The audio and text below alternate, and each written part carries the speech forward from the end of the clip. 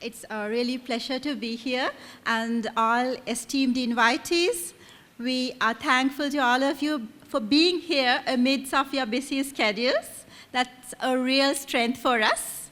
And we have the Deputy Vice Chancellor of University of Moratuwa, Dean, Faculty of Architecture, Head Department of Town and Country Planning, and 4 professors of our university to witness this event.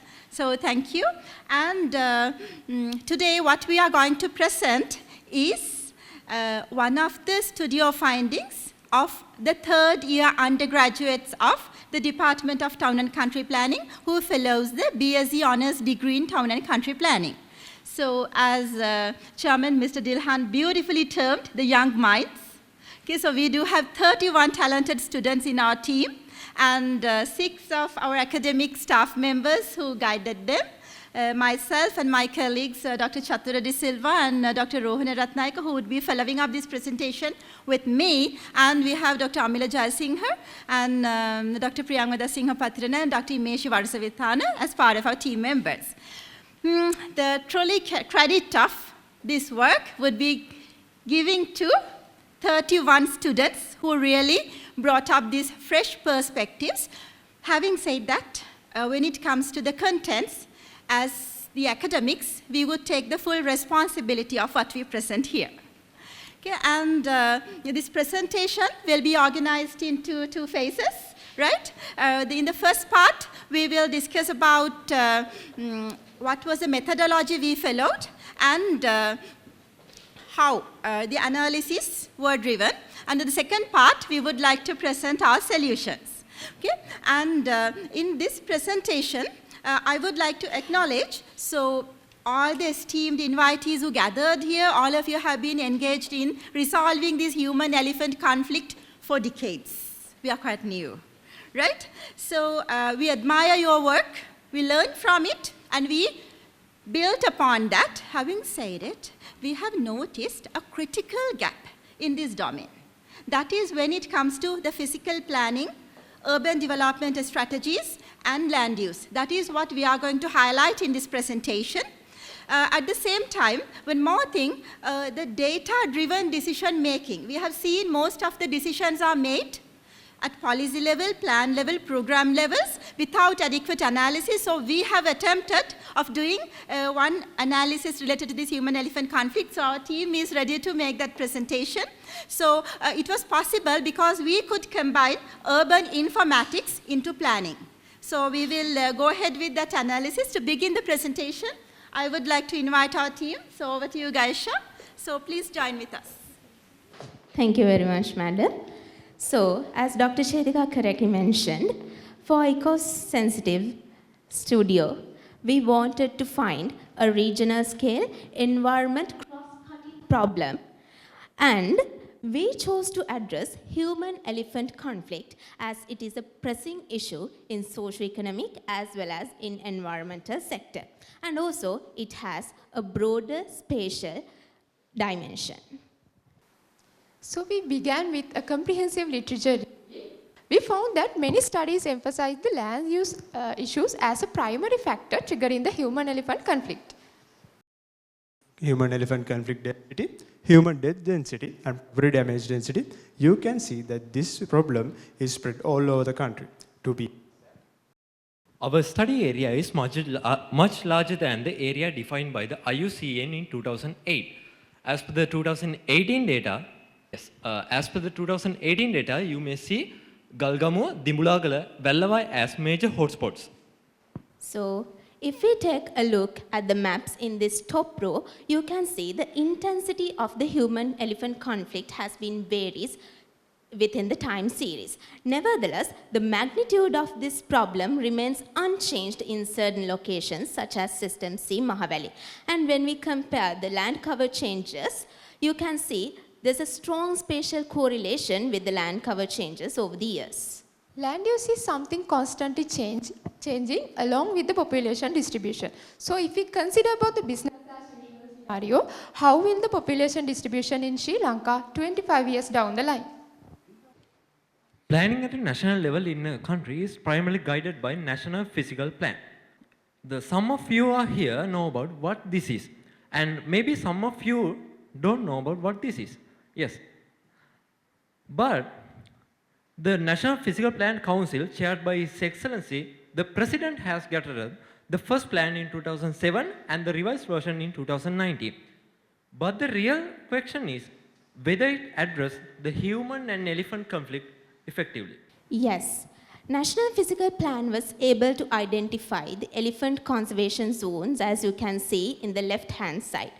And also, when we take a look at the right-hand side of this map, you can see these pink color areas which are highlighted as the urban development, lands allocated for urban development. So, having these lands allocated for developments as well as for conservations, can we truly address this issue effectively? What began as a spark has turned out to be a journey of exploration.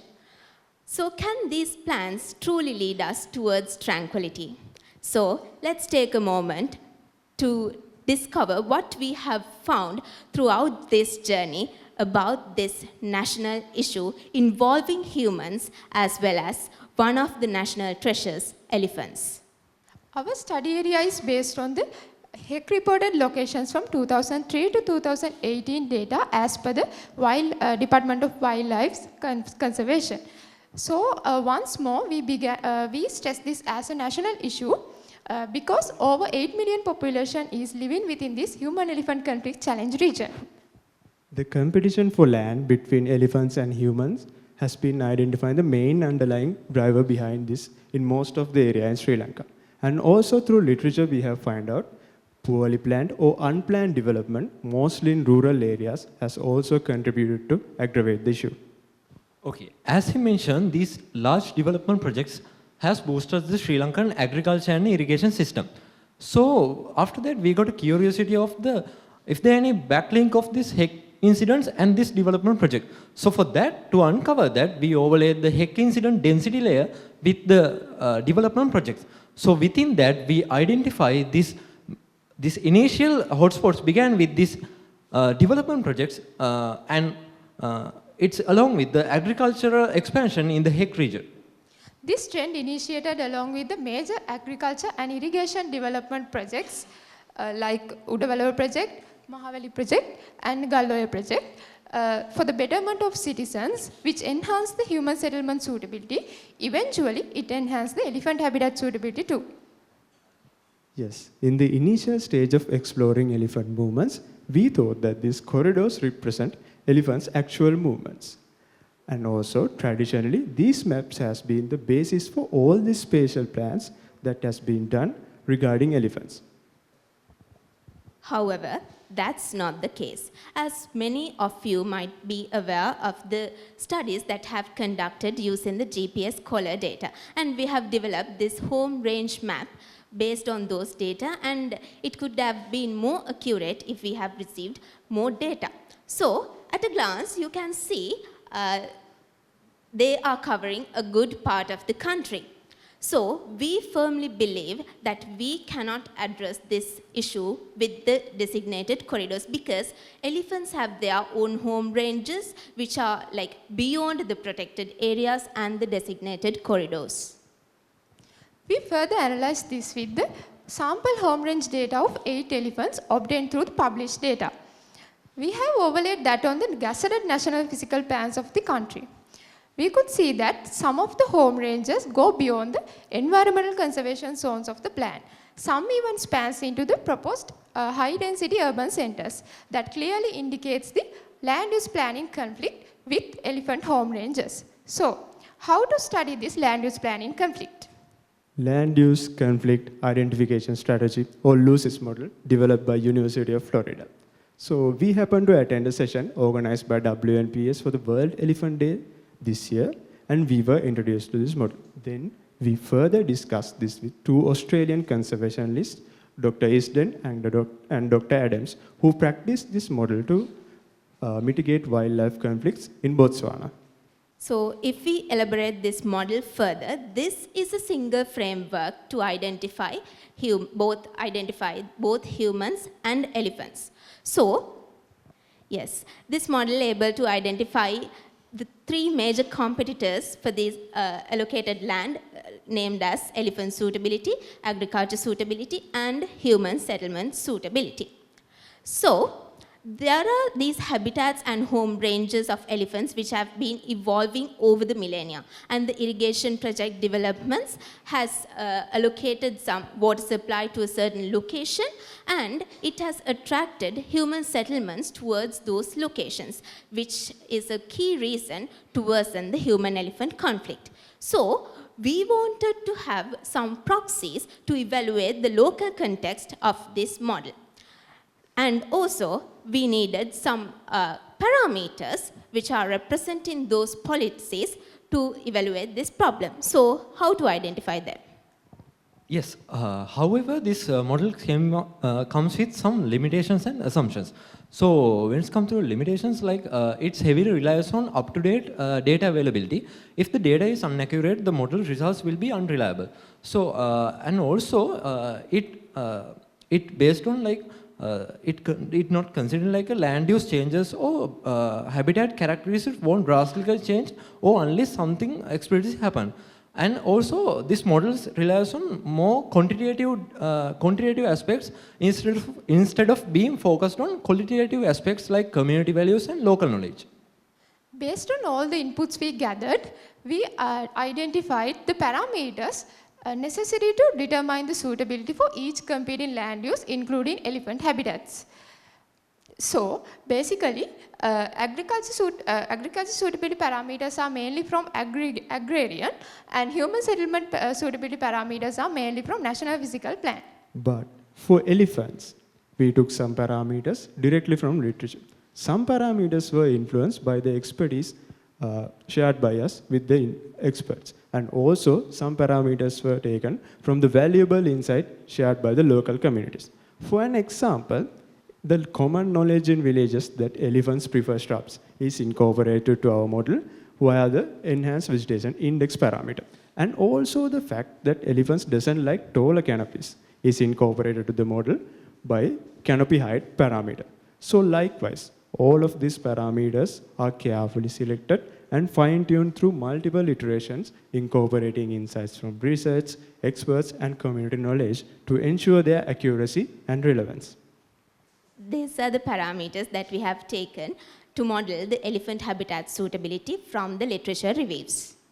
Yes. After identifying the parameters, then we have to score the values for each parameter. So for that, we use the Likert scale 1 to 5, like highest score goes with the most impactful suitability factor and the lowest score goes with the minimum influence. Likewise, so now you may have a question like, how do we know what actually elephants prefer? The truth is, we don't. But we have collected over 500,000 sample points of physical features within identified 8 elephant home ranges and used them to validate and refine our model. So let's take the slope parameter for an example. You can see that there are these tall bars between 0 to 10 degrees, which means this is much preferred by elephants, and you can see no bars at all after it increases the slope after 40 degrees. So this means this is very much least preferred by elephants. So this high preferred area got a higher rank, and the lower preferred slope range got a lower rank. Here's the soil type map. Notice the tallest bar here representing the most commonly found soil type in elephant habitats. This clearly indicates the high suitability for this soil type, which was given the highest score. So likewise, we have utilized the evidence-based scoring process for all the parameters. In conclusion, the elephant habitat suitability parameters identified through literature has been validated with the actual elephant movement patterns of Sri Lanka. After that, we got these three suitability map layers. So, the first one suitable for agriculture, and the second one suitable for human settlements, as third one suitable for elephants. Then after that, we got a question like, actually, where do the heck incidents happening? So for that, we overlaid the heck incidents to these three maps. So after that, we needed to identify actually are the heck incidents happening in monosuitable areas, or do they happening in overlaid area? So here's what we discovered. over 20% of the human-elephant conflict incidents are happening in the elephant suitability zone. You can see in this gray color circle. So they are mostly the protected zones, which has already taken measures to preserve them. However, the thing is, the situation is very different in the newly identified overlapping areas. More than 60% of human-elephant conflict incidents occur in these overlapping areas. This finding is very much significant because these areas only account for 48% land area. After studying the incidents, we could notice that 61% of incidents are occurring within the 1 mile buffer zone from the protected areas. As you all are aware, those are the conservation zones. Apart from the 61% of incidents, other incidents are happening outside from those conservation areas. So this is the spatial distribution of those HEC incidents and the suitability layers. So first one represents the elephant plus agriculture suitability areas, and the second one represents elephant plus human suitability areas, and the third one, which is triple overlay, that means the elephant plus human plus agriculture suitability area. So the dots are indicating the HEC incidents, and the red dots are indicating the incidents which are in the overlapping zones. So at a glance, you can see this elephant plus agriculture suitability areas and a triple overlay has more red dots indicating the severity of this problem. So this is for the most critical overlap, triple overlapping area. We wanted to find out which districts has the most human-elephant conflict incidents within the triple overlapping area. So as you can see, Anuradhapura is at the top of the list, closely followed by Kurunagala. Could models results be really reliable? We have visited over 50 villages covering 8 districts and met with local communities who get to experience human-elephant conflict on day-to-day basis. Based on the perceptions we got from the people, we have developed a dashboard for our understanding. Yes. Now you have seen that there are various perspectives regarding human-elephant conflict. So we are pretty sure that among yourself too, among our audience, there will be various perspectives about human-elephant conflicts and how to solve human-elephant conflict. Yes, I'm pretty sure that the audience present here might have your own ideologies related to human-elephant conflict. Yes, so we kindly invite you to scan the QR code and cast your valuable vote to what you believe on how to solve human-elephant conflict. Because your voting is really valuable for us to move on with the further discussions of our findings. So, yes, I think you might have received some papers, or you can scan this also. So coming back to the content again, so after that we got a question like which institution or a policy called about this overlapping issue. So for that we created a map about the current policies in focus and current policies overlapping zones. So as you can see in these maps, they show the affected regions with different policies. Some areas have been declared as wildlife conservation areas, and some of them are allocated as UDA development areas or Mahavali development areas. So the point here we wanted to highlight here is, despite the presence of numerous policies affecting these regions, the human-elephant conflict in these regions remains largely unresolved. Let's look at this policy formulation process scientifically. Here we came across the idea that to address the overlapping spatial territories along with these contesting agents, the government policies shall be based on negotiation. So, Lucy's model facilitates that negotiation. Let's take the land use suitability identification of National Physical Plan for an example. So if we rank suitability on 1 to 5 scale, and if 2 land parcels have equally suitable, though these are different on magnitude, all of them get the same classification. This is a limitation. To overcome that limitation, we combined the Lucy's model with game theory and narrated how elephants, farmers, and residents would optimize their choices. The model by giving user-specific weights for each parameter, and to make sure that we can come up with policy decisions which are more realistic to a certain location. Then we modified the Lucis model by incorporating it with game theory and cellular automata, because we want to make the model more dynamic to future land use needs. Because if a land use in one land parcel change, it has huge impact on the surrounding land parcel. So we want to incorporate that into our model as well. Yes, as Lahiru mentioned, so when we went to the Mahavilachiya, we heard the ongoing project called Pahalamallathuya project. So Pahalamallathuya project causes many land use changes in and around the Vilpattu area. So changing scrubland in a Vilpattu buffer zone into an agriculture area, changing forest into a water body can be impactful for all land use pattern in and around the Vilpattu buffer zone, Vilpattu area.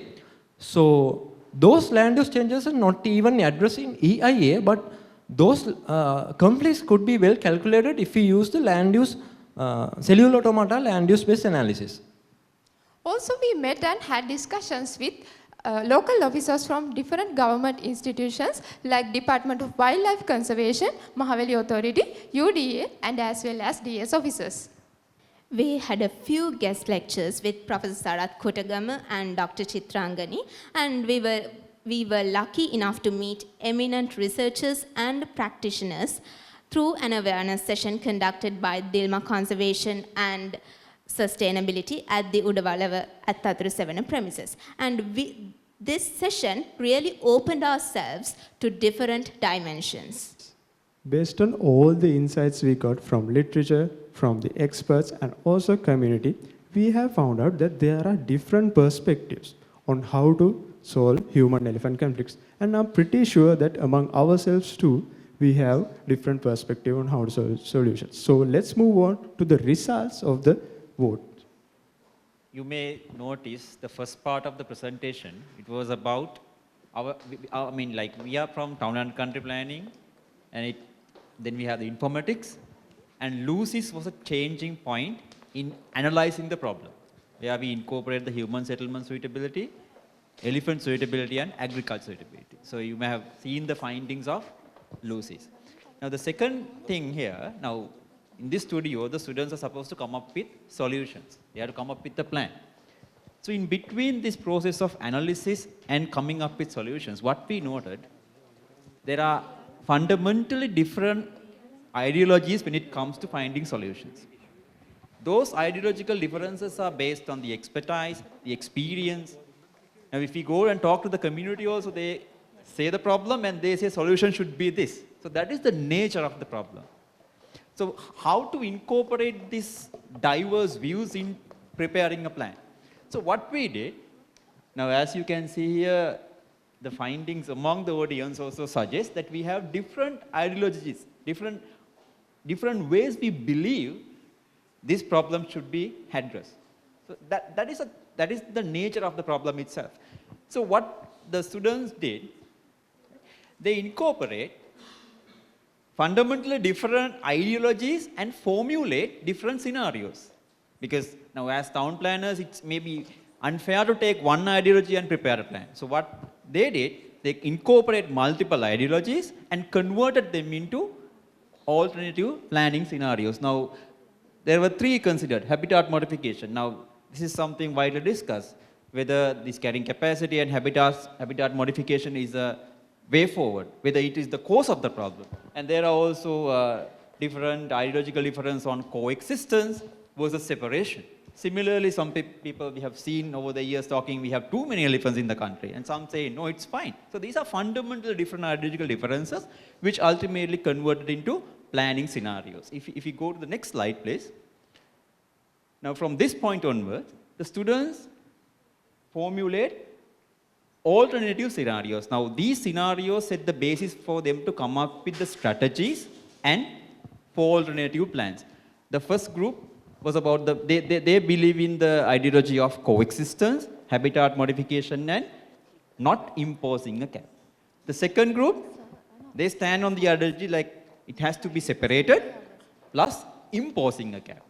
Separated, habitat modification plus handicap. You may see the combinations are not so sort of a unique way, but that is what they believe. So we have to appreciate and acknowledge the fact that what they want to come up with. And the fourth one, coexistence. They believe in the coexistence plus habitat modification. Now, let me reiterate, these are alternative scenarios, because each one take different, very unique ideological base to formulate. So I will pass it to Isimini and the group to present the first alternative, and the other groups will follow.